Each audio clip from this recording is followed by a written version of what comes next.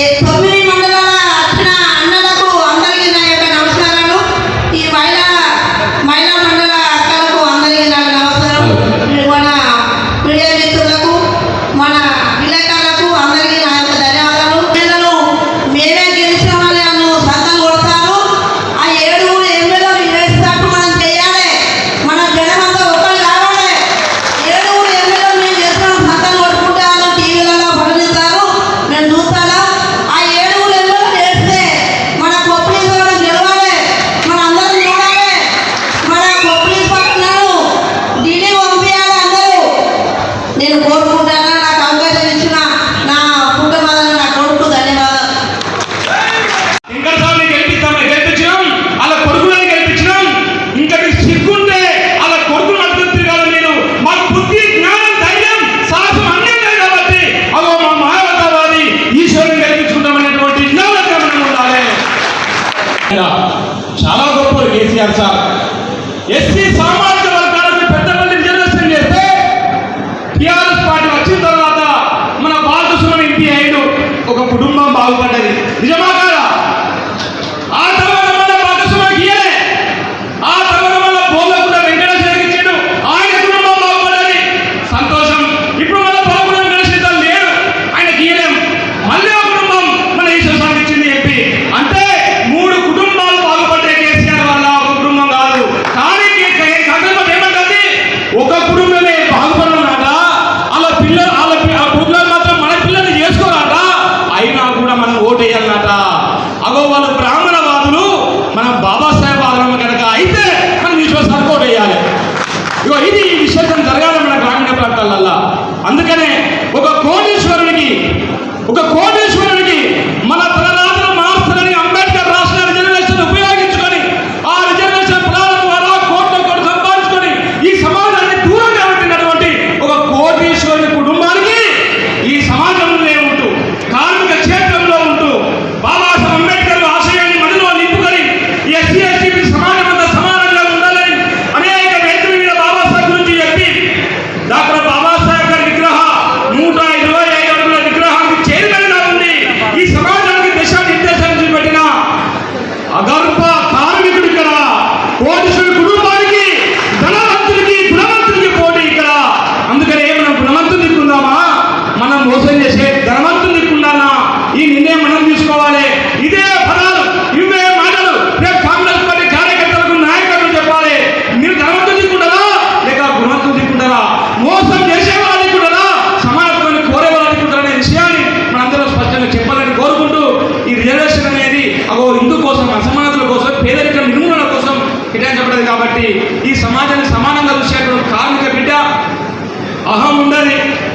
నేను చూసిన 10 ఏళ్ళ ఎవరు ఏమన్నా అనుకోని ఏమన్నా ఒక సామాన్య మనిషి లెక్క, మామూలు మనిషి లెక్క మంత్రిగా ఉండి కూడా నేను మంత్రి అనేటువంటి గాంభీర్యాన్ని ప్రదర్శించలే. ఎక్కడ కూడా నేను సామాన్యమైన మనిషినే అని చెప్పి ఈ సమాజ క్షేత్రంలో తప్ప ఎప్పుడు కూడా పొరిలో పోయి నాకు కిరీటం ఉన్నది జరగండి అల్లే.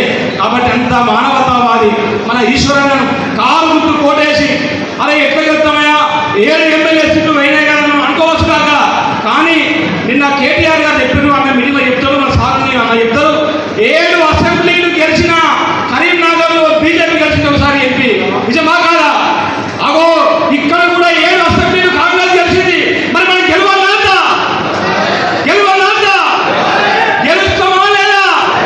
అగో మనం గెలుస్తామనేటువంటి ధైర్యం నీ గుండెలో కనుక నింపుకుంటే, నీ మెదడులో ధైర్యాన్ని నింపుకుంటే, నీతో పాటు నీ శక్తి 100 మందిని నీ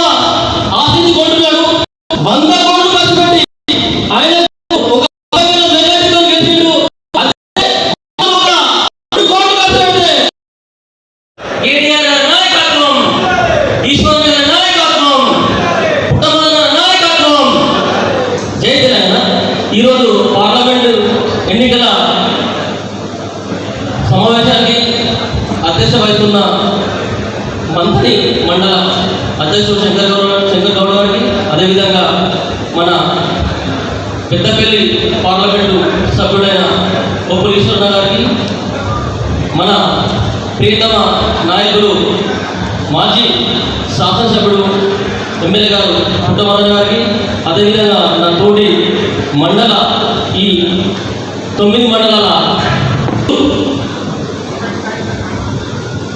ఎందుకు ఇక్కడ మనం ఎన్నికల సమావేశం మొట్టమొదటిసారిగా తీసుకున్నామంటే ఈరోజు ఈ జనాన్ని ఇక్కడ ఉన్న కాంగ్రెస్ నాయకుడు చూసి ఆయనకి ఇవాళ నుండి మొదలైతుంది ఎగ్జాంపుల్. ఎందుకంటే పేదసారి డబ్బు పెట్టకుండా మన మంత్రి నియోజకవర్గంలో మన కుటుంబాలకు 2018లో 82,000 ఓట్లు వచ్చినాయి. గొప్పతనం. ఈసారి కూడా 2023లో 72,000